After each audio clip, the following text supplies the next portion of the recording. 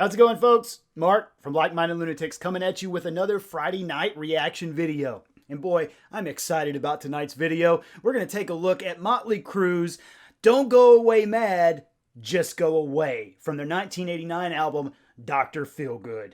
But before we get to that, first, let me welcome all the new subscribers that have added to the channel. I love seeing those subscription numbers climb, and we love having you as part of the channel. Welcome. And let me encourage you to check out some of the other playlists that we have on the channel. I do the Friday night reaction videos. I also do music matchups. You can check those out over here. That's where I take two songs that are somehow related, jam them together, and see which comes out on top. My writing partner, Todd Wright, does a segment we call Drink, Play, Swear. That's where he plays a classic video game, drinks an adult beverage, and tries to tell you a story at the same time. You don't got to know anything about video games to enjoy it. It's really, really fun, and you can check those out right there. So go check those out if you would, please. Now, enough with the intros. This is the video we're doing. Don't Go Away Mad, Just Go Away by Motley Crue. And for the last, I guess week and a half, 2 weeks, I've been doing songs that, that are about people who won't get out of your life. People who won't leave. Jeez. Maybe it's someone, maybe it's a significant other. Maybe it's not even somebody that's in your immediate life. Maybe it's a political figure or something like that. But in any case, they won't take the hint and go. So we're doing songs along that theme. So on last Friday, I did Metallica's King Nothing. You can check that out right here. If you haven't heard it in a while, great song, great video. And I had a lot of fun doing that one. And then on Monday, I took a look at a song by UKJ, Ugly Kid Joe, and 3 Days Grace. And I put those head to head, and you can take a look at those two that match up right there. Now, today, we're going to take a look. Motley Crue, Don't Go Away Mad, Just Go Away. Now, sometimes on the Friday night reaction videos, I research the song, I dig deep, and I try to offer you some alternative perspectives on the lyrics or the visual imagery in the video. This is not going to be one of them. Today we're just going to drink a beer and have fun watching a late 80s, early 90s video. So I hope you're ready for that. And what beer are we going with today? Well, today I'm going to go with, I try to thematically pair the beers to the video. I'm going with Can't Quit You by Blue Owl Brewing here in Austin, Texas. And I know what you're saying. Mark, it appears that beer is already popped. Yeah, I'm embarrassed to say that it is. I do like popping them and cheersing with you, and we're still going to cheers, but I carelessly opened it before I started this segment, and I'm too lazy to go downstairs and get another one. So, cheers, folks, to the end of a week, and hopefully the beginning of a great weekend leading into Christmas week. Cheers, everybody. That's a good beer, and it's a great kettle sour. If you can find it, pick it up. All right, 1989, Motley Crue off of the Dr. Feelgood album. Now, this was probably and in fact it was, their biggest album, their only #1 album. And this song is fantastic, and the video is really fun too. Now, the title, Don't Go Away Mad, Just Go Away, actually came from a line from the film Heartbreak Ridge that was directed by Clint Eastwood. The line is said by Mario Van Peebles, and Nikki Sixx said he couldn't remember the movie. He just remembers seeing it and hearing this line and thinking that'd be a good name for a song. So here we have it, the song, Don't Go Away Mad, Just Go Away. All right.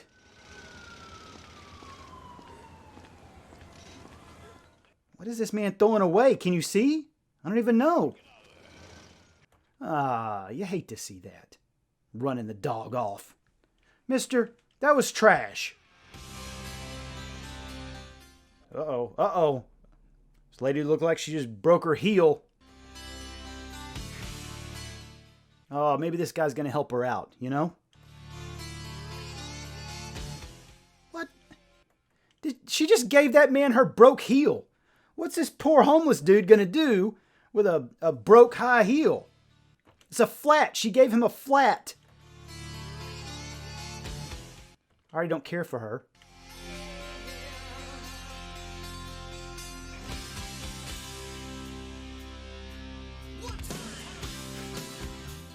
I do love when a song calls for one time. I do like that a lot.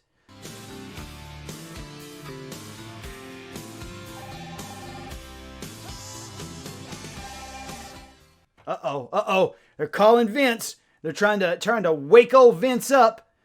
Apparently he's ignoring the phone calls, I guess. Let's see. Oh my God. That doesn't look... Nikki's trying to call him and Vince just straight up throws the phone. You know what? Hang on a sec. All right, folks, I said I wasn't going to do any research, and I wasn't going to, but when I saw this, I was like, yo, that rings a bell. If you've not read their book, The Dirt, you need to read it. I know there's a film, but you got to read the book. They were pieces of absolute garbage. But Nikki writes, he's writing here about immediately after Dr. Feelgood. So immediately after they recorded this album, they're trying to go into the studio and record another album. And it's been flooding in LA, and they had trouble getting into the studio. And Vince is not there yet again. And so that's where we pick up. Finally, we had our tour manager send Vince a fax telling him to get his ass to rehearsal. So they'd already tried calling him, no answer. 15 minutes later, the studio phone rang. Man, I'm sorry, Vince said. Where were you? Nikki asked. We've been trying to call you for 4 hours. This is bullshit. I know, man. The phone lines were down. The phone lines were down? Then how the fuck did the fax go through? You had the phone off the hook because you didn't want to fucking come in. All of us drove through floods to get here and you couldn't even be bothered. Dude, take it easy. I thought rehearsal was canceled anyway with the flooding and everything. Well, it wasn't, Nikki said. Get your ass down here before we really get pissed. So I have a feeling that this little scene here is not far from how Vince actually was acting at this time period. Look at Nikki. All right, fine. We're going through this again. Oh, Jesus. Things are falling apart, Mark. There we go.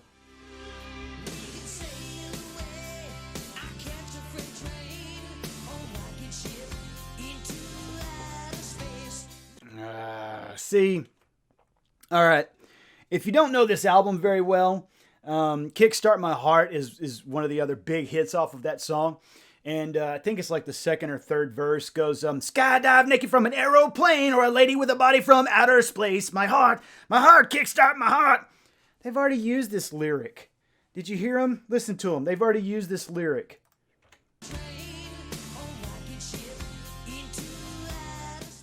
Or a rocket ship into outer space. I mean, it's not the exact same lyric, but come on, guys.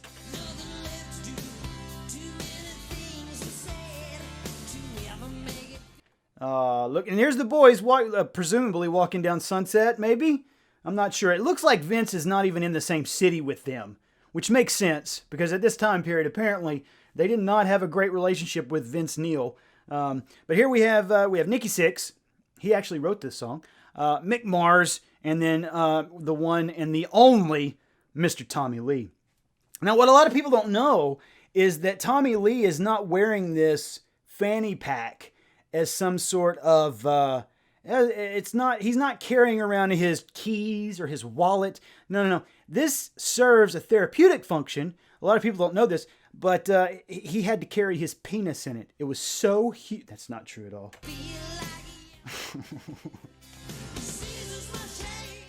I joke, but his penis made an appearance in the media last year. It had been a while since we'd heard from his penis. And last year, Tommy Instagrammed out a picture of his girlfriend with his penis next to her face. And people called him out on it. This is all true, by the way. People called him out on it, and Tommy said, oh, no, it was an Instagram filter. I don't know about your Instagram app. Mine doesn't have penis filters. Apparently Tommy's does. And he likes to use them in his Instagram photos. So if you would like some entertainment, by all means, follow Mr. Tommy Lee on Instagram, and you might catch a cameo by his infamously huge penis.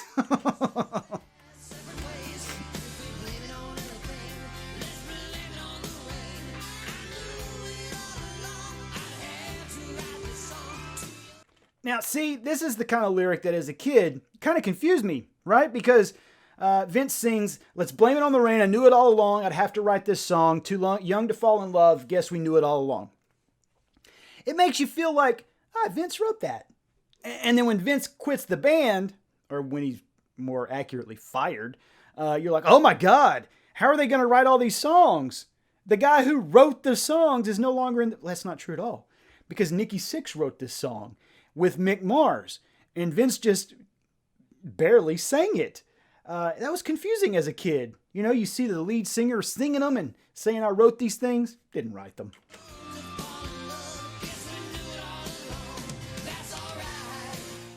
The hell is this guy doing? Is he giving Tommy a book? Tommy doesn't want books. Tommy doesn't read. Tommy's not a reader. Oh, he wants to sign an autograph. Notice Tommy doesn't pull a Sharpie out of that fanny pack. No room in it.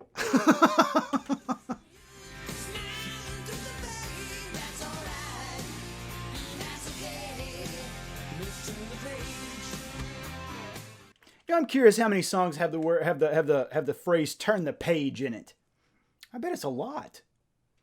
I should probably know more about music if I'm gonna keep doing this. Now, what is happening here? This looks to appear to be the middle of the day.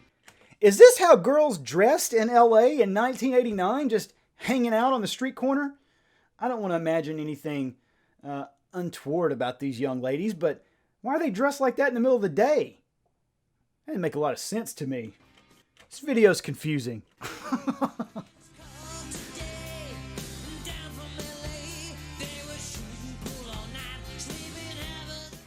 My friends called today. Yeah, we saw them call you earlier, Vince. Apparently they'd been trying to call you and you kept ignoring them to the point that you threw the phone across the room. My friends called today. I hung up on them. Then they called again and I threw the phone across the room.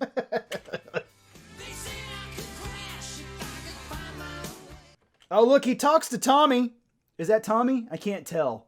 Him and Nikki look almost exactly the same during this time period.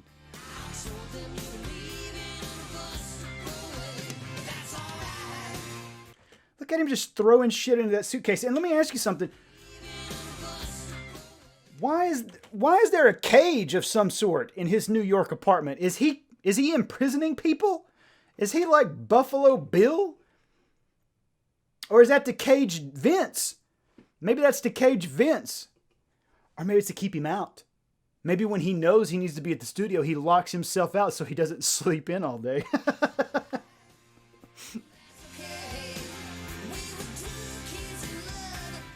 This has got to be, I got to say, this has to be my favorite time period as far as style is concerned in rock and roll. Don't get me wrong, I feel more emotionally attached to grunge songs, if I'm being honest, like the existential angst and all that kind of stuff. But as far as dress is concerned, if I could do this every day, if I could teach classes like this, I would be so happy. I love this time period. We're out of the really glam early mid-'80s. We're moving into kind of glam, but also kind of biker. I'm not sure. But this is a good look, I think. I'm hoping it comes back. Kind of like how hippie culture came back in the early 90s. I'm hoping that the early 90s come back now. Oh, good. So, okay. This is the first good thing I've seen Vince do in this entire damn video. He gives that man some money. I bet his stupid girlfriend gave him a broke shoe. Oh, and he pets the pup. That pretty much just smoothed everything over for me. All right, here we go. Look at that. There's a poster for Crazy People.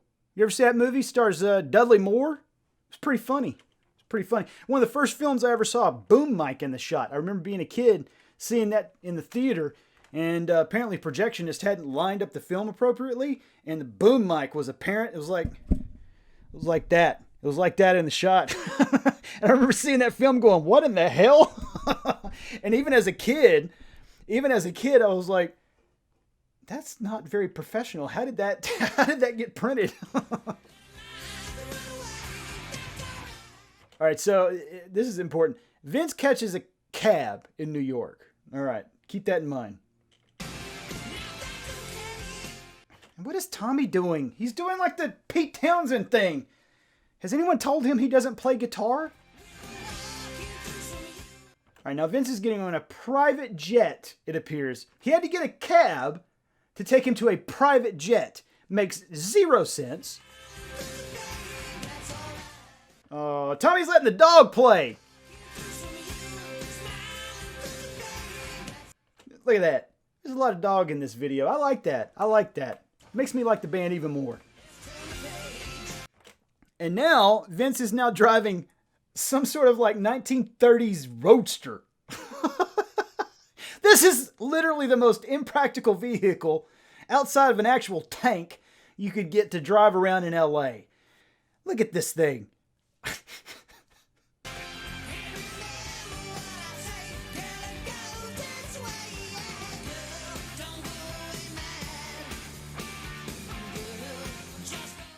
You know, it just occurs to me, this is the first time we actually hear that lyric. Girl, don't go away mad, just go away. Is this a ballad? I'm looking at the lyrics and I'm just now realizing it doesn't have the traditional verse, bridge, chorus structure. It's just like verse, verse, verse, verse, verse. And then at the end we get an outro with the name of the song. Is this a ballad of some sort? Again, I should probably learn more about music. Look at them acting like they're happy to see Vince. The band can't act. Oh, look, he's even hugging Mick.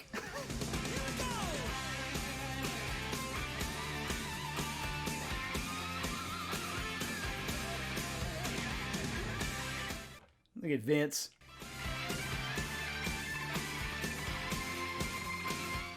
What in the hell is that move? Jesus. Don't do that move. Don't do that move. Maybe if it's you and your friends. If it's you and your bros and you want to do the giant testicle swing move, I guess that's what that is. I don't know. But if you want to do that then, if it's just you and your bros, by all means. But this will not impress a female. Females out there, back me up on this. I don't think you ever want to see a dude on the dance floor swinging pendulous testicles back and forth like that. I don't think that's a good move.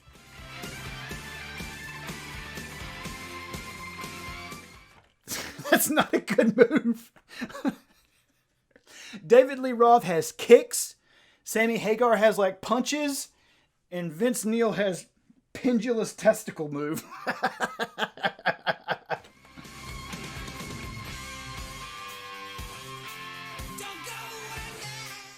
Look how happy Tommy is. A lot of people don't know this, but he's not hitting the bass drum with his foot. He's hitting it. Yeah, you guessed it.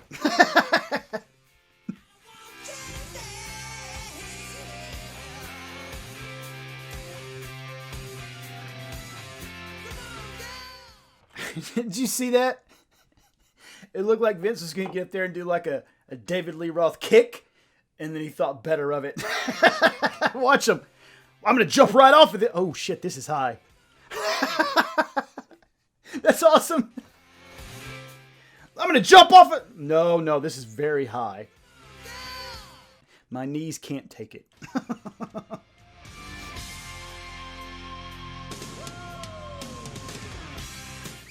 Why did...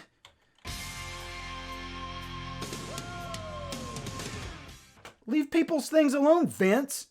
Vince is like smashing Tommy's drums. He's lucky Tommy doesn't get up and punch him in the mouth. Which has happened.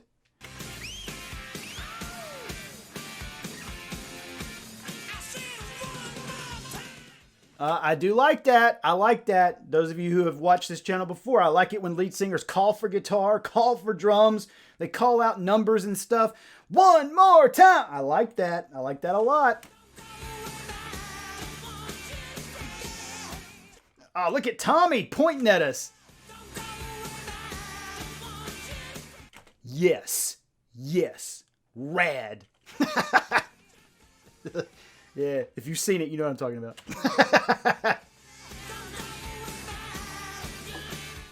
What is he doing? Now he's messing with Nikki's bass. Again, he's lucky Nikki doesn't whoop his ass. If you've read The Dirt, These dudes would throw down at like the drop of a hat for nothing. For nothing, they would punch each other in the mouth. I can't believe that Vince is messing not only with Tommy's drum set, then he comes over here and he turns the keys on Nicky's bass. He's out of control, this man.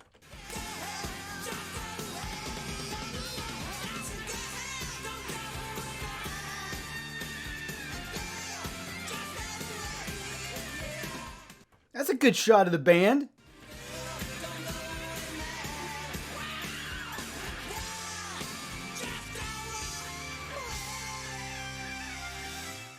Look at that! Look at that shot! That's a hell of a shot. They look like, that's like the Avengers Assemble shot. That's the rock and roll assemble. I like that. The only bad thing is Tommy is way over here. Tommy needs to be like over here, but a good shot.